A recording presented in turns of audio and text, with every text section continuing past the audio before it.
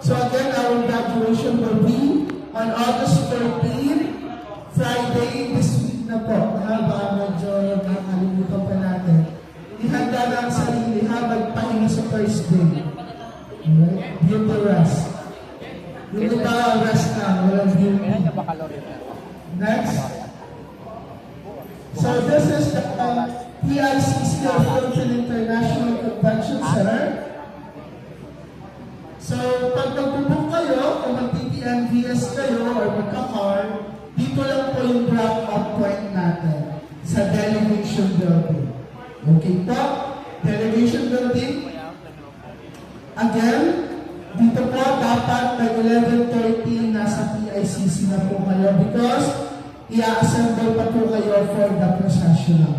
Pagpasok dito sa Delegation Building, yung mga honor students, yung mga nag-receive na Academic Excellence Award together with their one companion, pipila na po kayo sa lower bridgeway dito, sa ground floor, pero dito ay pupunta.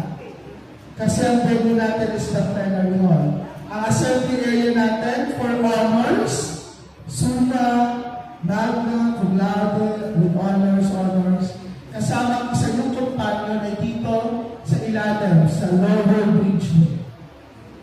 Yung mga non-honor students kasama isa nilang companion, dito sa delegation building, aakyat kayo sa second floor either through the escalator or through the stairs, na malaking stairs na may red carpet. So, bakit kayo mag-picture na kayo ng parent ninyo? Ano bilisan na?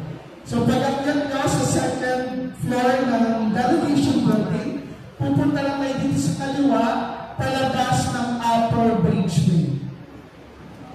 Yung mga non-academic excellence award is kasama ang isa yung parent or companion. Pipila kayo depende sa program ninyo. May mga cyclists doon kung saan kayo pipila. So, dapat presence of mind palagi.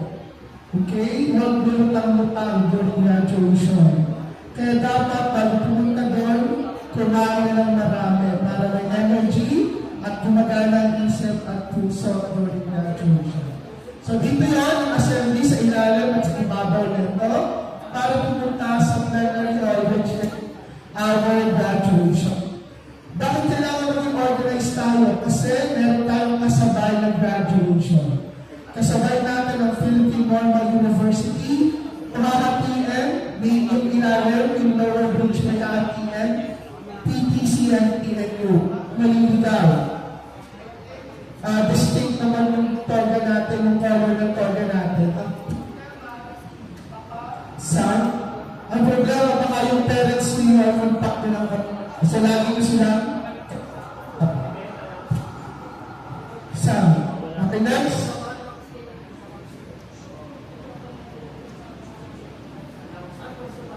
This is the plenary hall of PICC. Dito kayo papasok.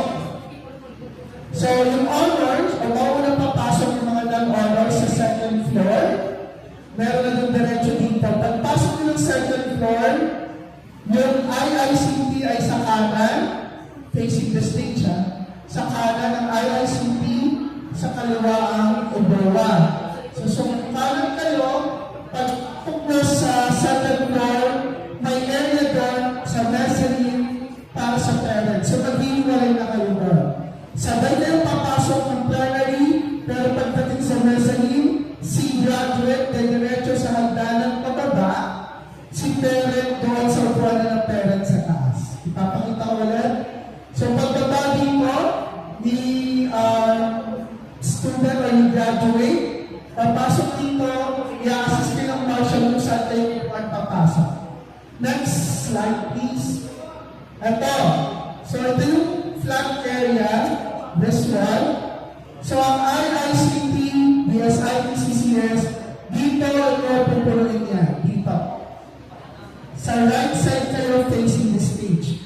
Ito nasa gitna, sa flat hanggang gallery, this is reserved for the honor graduates, for the Academic Excellence Awards. So unang pupunuin, IICT dito sa kanan, Naiintindihan po? Ang anak sa second floor dadaan, yung with honors, mga academic excellence, ito kayo dadaan sa ground floor, sa lobby. Kasama ang parent ninyo, ang IICT, dito dadaan, pupunta sa gitna, pupunta dito, maghihiwalay ng parent, may iwan ng honor yung parent, babalik mo sa ito. Sa ibawa naman dito, ito, gitna, dito maghihiwalay ng parent, yung parent i-assist ng marshal pupunta sa kanilang upuan. Kayo lang dito sa harapan, hindi kasama ng parents. Alright? Next. Sorry. Ito yung pupuloy ng parents ha, yung tawag ko yung president. Ito nakikita nyo sa taas. Dito yung parents. Lahat ng graduates nasa doon. Next. Next. Again, alas 11 ng umaga, nandun na kayo sa PICC. May mga kainan naman doon. Or kabigat ang bayan doon. Next. So, ayan. Ito yung blueprint or layout ng ating so, dito yung parents. So, alam ko yung stage na yun, yung stage. So, IICT, pag-third floor, dito yung likod na daan, kasama niyo yung parent. Pagdating dito, sa kampo na to, maghihiwalay ng parent at yung graduate. Yung parent, pupunta na sa area na to, si graduate, dediretso sa kanan para sa processional. Like-test ka na, imagine nyo naman. Ha? Good. Salita ko na salita kasi hindi ka nakikita. So again, ang unang pupuntahan, ito yung POA, ito IICT, ito kita honors. Okay. Next. Ano ba ito? Pag may pangangailangan medical, magsabi agad sa marshal para ma-address. So ito yung lobby ng ating plenary hall. So, kung nangyayari during the event, kasabay natin yung PNU, lalagyan ko ng hating kapatid. So, dito sila, Philippine Normal University, PPC, dito sa lobby na to. So, ang honor students, dito kayo sa may lobby dadaan, ito yung daanan ninyo.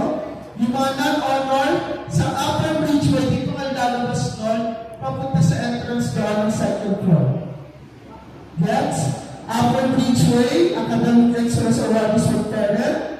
Sa taas, Upper Bridgeway is the Non-Academic Excellence Awards for Parent. So, pakisabihan ng mga kumpanya, mga pumunta sa graduation ng PNU, ha? Baka ba pupuntahan? Next.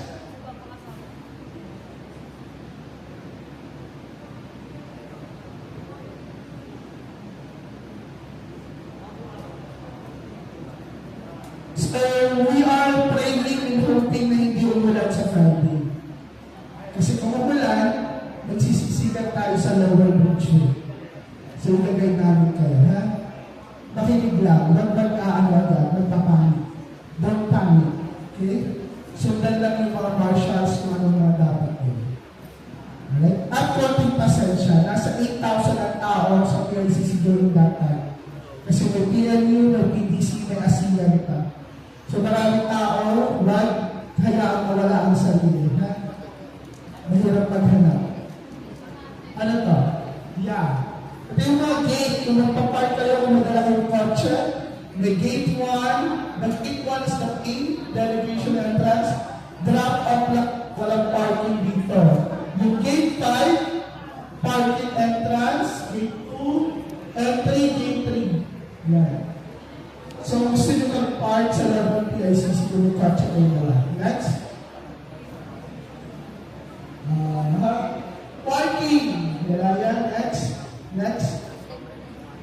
So, magpapark kayo sa PICC, ito yung presyo, 60 pesos. Bawal ang jeep ha? Bawal na ng jeep. Or mag-park. Pwede yung truck off. Diba? Mag-arkila kayo ng pateros o dalawin na jeep. Sa klase ninyo, kapag nyo, asawa yung parent shop-shop na lang, di ba? Tipid pa kayo.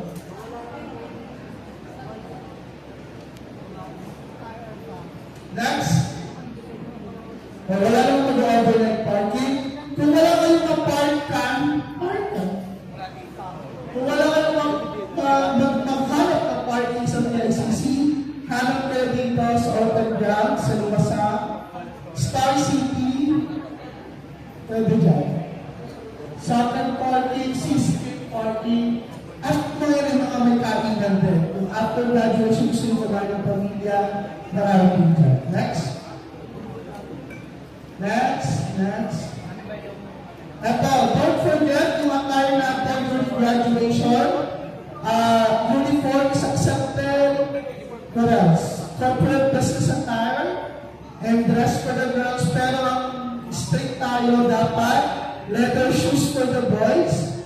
Black leather shoes for the girls. Closed black shoes. Huwag na masyadong mataas na heels. Huwag yung stiletto. Pag sino, bababa kayong hagdanan, mag-ikwento pa kayo. Ha?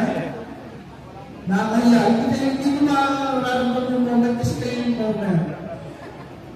Kayo sisikat sa tinta ng paperos. Bawal siya ng sandal, tank top, shorts. Ayan, next. Pati yung parents, dapat maganda rin sila, maayos din yung tsura nila, hindi pwede kayo lang yung fresh. Siyempre, bawal ang vape, sigarilyo, pet, and lahat ng baril. Wala naman magdadala. Please no. Merong x-ray machine sa PICC. So, nalalaman namin. Next. Bawal ang 6 years old and below. Sir, pwede mo yung kapatid ko na 6 years old? Huwag matigas sa ulo. Meron tayong live daw, sabi ng edge, magkaka-live streaming tayo. So, sa bahay na lang sila watch party ng graduation nila. Okay? Bawal ang bata. Next. Bawal din ang mga outside drinks. Lalo na yung mga meals. Bawal magdala ng tinola, adobo, nilaga, bawal. Dito tayo doon, cafeteria. Next stop. Ayun. Nasa delegation building to, meron doon restaurant na Amor Solo, medyo mahalin kayong presyo dito. Meron katamtaman ng presyo sa cafeteria, pero di yan mahal. Masarap yung mga pagkain ng practice. Okay? Next. Ayan. So, may tanong mo ba? Maliwanag po? So, kasama mamaya sa pagkuha ng toga ang inyong ribbon for your companion. Again, isang yago at pagpakulan na makakapasok sa PIC. Kung akala ninyo na yung mga nagbebenta dyan ng ribbon ay makapasok sila, hindi po. Kasi papasok na lang sila kasi kasabay nila yung graduate. So kung walang kasabay yung graduate o yung parent na honor, hindi sila papasok sa loob. Nagkakaintindihan. Okay. Yes, sir.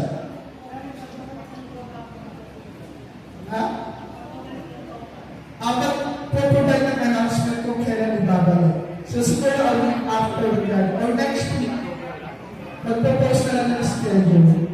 So ngayon, naglaman nyo na, mag-promotion na kayo ng pamilya ninyo, hanggang sa pagtulog sa oting na ang pamilya ninyo. Bukas, tatalingan para sa blessing natin. Alright, over good, please, stand na po. Silence! Walang puhon! Dito tayo sa one last reminder, kayo po ang mag-alis, kayo po ang muling aalis sa walang Okay, so sa venue, after the ceremonies, ang next na natin dahil is the recession. Bilisan mo, punta tayo agad sa second floor. Nasa second floor nga. Paano yun? Wala pa akong... Kung nag-ano ka na po, nag-break na kayo? Okay. Sa recession time, babalik yung cadets dito yung flag. Gagaling sila sa likod. So, maaaring muna ulit tayo sa likod. Face center, ladder. Habang pumapasok yung cadets. Papasok dito, aakyat sa stage, kukuhanin yung mga flags, bababa, babalik sa gitna, susundan nila ulit ng tingin. Susunod doon, si college registrar dala yung college fees. Then after nun, yung mga nandito sa taas, para sila para sa recession. Pag nakaalis na rin ang taas, saka pa lang tayo lalabas. Ang unang lalabas, yung nasa unang linya. Hindi kayo aalis dyan ang natinig tapos yung sinusundan ng linya. Maliwanag. Let's practice. So, harap muna dito for the last skill. No skill. On behalf